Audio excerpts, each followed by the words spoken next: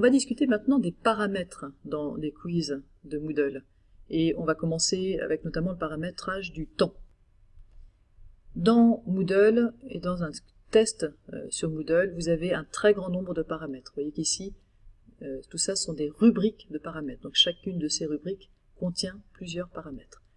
Dans cette vidéo, on voit le temps. Dans la vidéo prochaine, je vous montrerai les comportements de questions et options de relecture.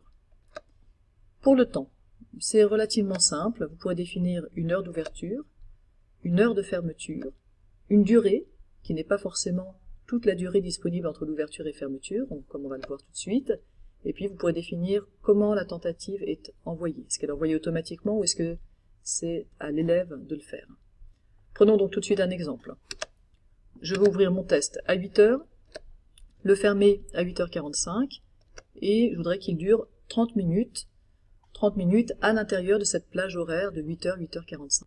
Ça va vous permettre que si un élève 1 commence le test avant un élève 2, parce qu'il a été plus rapide, par exemple, pour se connecter, eh bien l'élève 1 et l'élève 2 auront quand même le même temps à disposition. Donc c'est une recommandation de donner une durée de test inférieure à la plage horaire que vous définissez. Alors vous pourriez aussi ne pas définir de fermeture, mais ça vous permet, si un élève arrive en retard, commence à 8h30 son test, et bien à 8h45, c'est terminé, le test est envoyé. Alors justement, pas tout à fait envoyé, ça dépend de comment l'envoi de la tentative est défini et paramétré.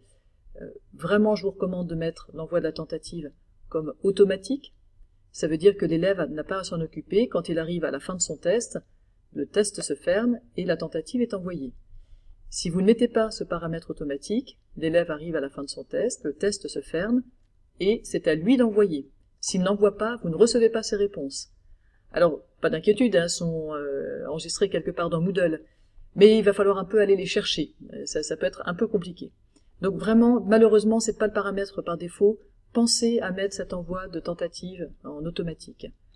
Bien sûr, ça n'empêche pas un élève qui finirait avant la fin des 30 minutes d'envoyer ses réponses à la main avant.